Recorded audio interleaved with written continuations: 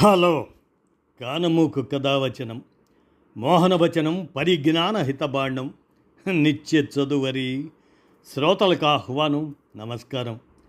చదవదగునెవరు రాసిన తదుపరి చదివిన వెంటనే మరువక పలువురికి వినిపింపబూనిన అది ఏ పరిజ్ఞాన హితబాండమవుపో మహిళ మోహనవచనమై విరాజిల్లు. పరిజ్ఞాన హితబాండం లక్ష్యం ప్రతివారీ సమాచార హక్కు, తెలుసుకునే హక్కు సైతం జీవించే హక్కుతో సమానం. ఆ స్ఫూర్తితోనే ప్రముఖుల జీవిత విశేషాలు శీర్షికన చిదంబరం సుబ్రహ్మణ్యం భారతరత్న, ప్రజల ఆకలి తీర్చిన మహనీయుడు, వారి గురించిన జీవిత విశేషాలని మన కానమూకు కథావచనం శ్రోతలకు మీ కానమూకు స్వరంలో ఇప్పుడు వినిపిస్తాను, వినండి. చిదంబరం సుబ్రహ్మణ్యం భారతరత్న, ప్రజల ఆకలి తీర్చిన మహనీయుడు. ఇక వినండి. మన కంచంలో అన్నం చూసిన ప్రతిసారి మనం చేతులెత్తి దండం పెట్టాల్సిన ఒకే ఒక్క నాయకుడు, చరిత్ర మర్చిపోయిన దేవుడు అతను. ఒకసారి కళ్ళు మూసుకొని 1960ల కాలం నాటి మన భారతదేశాన్ని ఊహించుకోండి. నేటి తరానికైతే తెలియదు అప్పట్లో మన పరిస్థితి ఎంత దారుణంగా ఉండేదంటే, దేశంలో కరువు కరాళ నృత్యం చేస్తుంది. జనాలు తినడానికి సరైన తిండి లేదు. అమెరికా వాళ్ళు దయతలచి పంపించే పశువులు తినే ఎర్రగోధుమలు, అదే PL-480, దానికోసం భారతీయులు ఎదురు చూసేవాళ్ళం. వాళ్ళ ఓడలు మన రేవులకు వస్తేనే మన దేశంలో పొయ్యి వెలిగేది. ఆ ఓడలు రావటం ఒక వారం ఆలస్యమైనా సరే ఇక్కడ లక్షలాది మంది ఆకలితో చనిపోయే పరిస్థితి. దాన్ని అప్పట్లో షిప్ టు మౌత్ బతుకులు అనేవాళ్ళు. కడుపు నిండా అన్నం తినడం అనేది ఒక విలాసంగా మారిపోయిన ఆ చీకటి రోజుల్లో ఈ దేశ వ్యవసాయ శాఖ మంత్రిగా ఒక ఆయన బాధ్యతలు తీసుకున్నారు. ఆయనే సుబ్రహ్మణ్యం, చిదంబరం సుబ్రహ్మణ్యం. ఈరోజు మన ఇంట్లో 3 పూటల అన్నం ఉడుకుతుంది అన్నా, ఆన్లైన్లో ఆర్డర్ చేయగానే అరగంటలో బిర్యానీలు ఇంటికి వస్తున్నాయన్నా, దానికి కారణం నాడు ఆయన చేసిన పోరాటమే.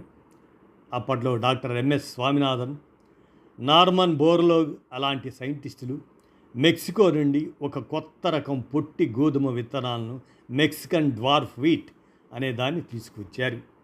ఇవి వాడితే మన భూముల్లో 3 ఎక్కువ పంట పండుతుందని చెప్పారు. కానీ విచిత్రం ఏంటంటే, మన దేశంలో ఎవరూ వాళ్ళ మాట నమ్మలేదు. ఈ విదేశీ విత్తనాలు వాడితే మన భూములు నాశనం అయిపోతాయి అని రైతులు భయపడ్డారు. ప్రతిపక్ష నాయకులు, ఆర్థిక శాఖ అధికారులు, చివరికి తోటి మంత్రులు కూడా దీన్ని తీవ్రంగా వ్యతిరేకించారు. ఇదంతా అమెరికా వాళ్ళ కుట్ర, ఆ విత్తనాలు వద్దు అని గొడవ చేశారు. ఆయన ప్లేస్లో వేరే ఏ రాజకీయ నాయకుడు ఉన్నా సరే ఏం చేస్తాడు? ఎందుకు వచ్చిన గొడవ అని ఒక కమిటీ వేసి చేతులు దులుపుకుంటాడు. కానీ ఆ సుబ్రహ్మణ్యం గారు అలా చేయలేదు. తనను వ్యతిరేకించిన వాళ్ళందరినీ ఆశ్చర్యపరిచేలా ఒక నిర్ణయం తీసుకున్నారు. తన సొంతానికి ఢిల్లీలో ప్రభుత్వం కేటాయించిన పెద్ద బంగ్లా ముందున్న అందమైన పచ్చటి లాన్, దాని మొత్తాన్ని ట్రాక్టర్ పెట్టి దున్నించేశాడు ఆయన. ఒక వ్యవసాయ శాఖ మంత్రి తన ఇంటి ఆవరణలోనే మట్టిలో దిగి స్వయంగా ఆ కొత్త రకం విత్తనాలు నాటారు. తన సొంత ఇంటినే ఒక ప్రయోగశాలగా, తనను తాను ఒక రైతుగా మార్చుకున్నాడు. కొన్ని నెలల తర్వాత చూస్తే ఆ విత్తనాల వల్ల అద్భుతమైన దిగుబడి వచ్చింది. అది కళ్ళారా చూశాకే దేశంలోని రైతులు, అధికారులు ఇది నిజంగానే పనికొస్తుంది, పని చేస్తుంది అని నమ్మారు.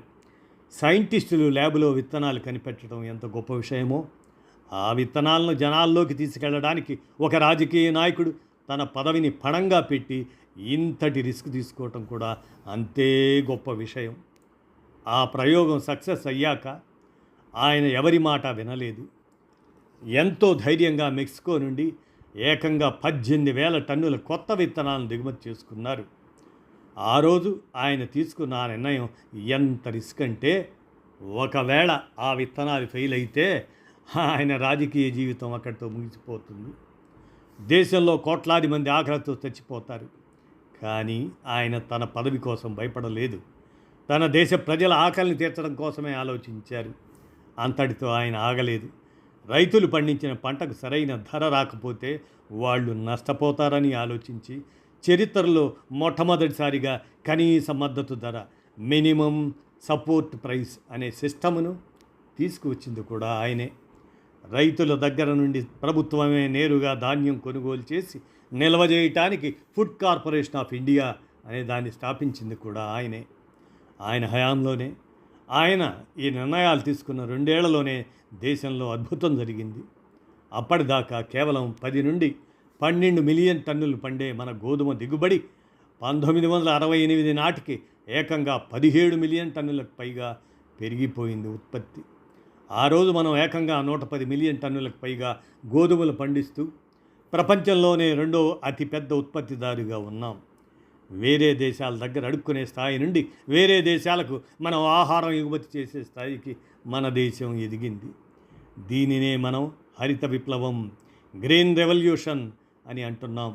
ఈ విప్లవానికి ఎంఎస్ స్వామినాథన్ గారు సృష్టికర్త అయితే దానికి రాజకీయంగా ప్రాణం పోసింది మాత్రం చిదంబరం సుబ్రహ్మణ్యం గారే. ఆ రోజు మన యువత అలా చేస్తే ఈనాడు మన యువత ఒక చిన్న ఫెయిల్యూర్ రాగానే కుంగిపోతున్నారు. ఎవరైనా ఏదైనా విమర్శిస్తే తట్టుకోలేకపోతున్నారు. కానీ సుబ్రహ్మణ్యం గారి జీవితం చూడండి. 50 కోట్ల మంది ఆకలి కేకలు ఒకవైపు, దారుణంగా విమర్శిస్తున్న రాజకీయ నాయకులు మరోవైపు. ఆ భయంకరమైన ఒత్తిడిలో కూడా ఆయన ఎంత ప్రశాంతంగా, ఎంత తెగువతో నిర్ణయాలు తీసుకున్నారో కదా. తనను విమర్శించిన వాళ్ళ మీద ఆయన కోప్పడలేదు, వాళ్లతో మాటల యుద్ధమూ చేయలేదు. తన చేతలతో, రిజల్ట్స్తో సమాధానం చెప్పారు. సొంత లాభం కోసం కాకుండా 10 మందికి మేలు జరిగే పని చేస్తున్నప్పుడు ప్రపంచం మొత్తం మనకు ఎదురు నిలబడినా సరే భయపడకూడదు అని ఆయన జీవితం మనకు నేర్పుతుంది.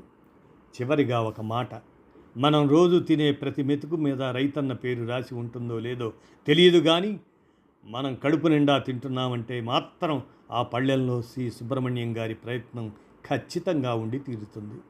అందుకే భారత ప్రభుత్వం 1998లో ఈ అజ్ఞాత హీరోని దేశ అత్యున్నత పౌర పురస్కారం భారతరత్నతో సత్కరించింది.